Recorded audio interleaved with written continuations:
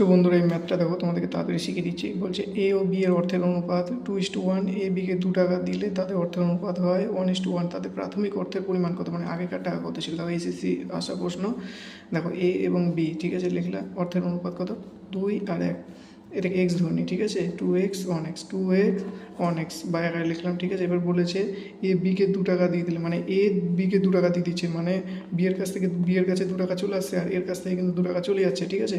তখন তাদের অর্থের অনুপাত হয় 1/1। তাই 2x - 2 = x + 2। তাহলে 2x থেকে একটা x বাদ দিলে x হয়, আর সমান 2 দিয়ে করতে 4x/4। তাহলে প্রাথমিক অর্থের অনুপাত কত, 2 × x এর মান 4 আর x মানে 1 তো ধরতে হয় না, xই হয়, তাহলে 4 × 2 = 8, এটা 4। প্রাথমিক অর্থের অনুপাত 8 টাকা 4 টাকা, এটাই হচ্ছে অ্যান্সার। বুঝতে পারলে? এত ইজি।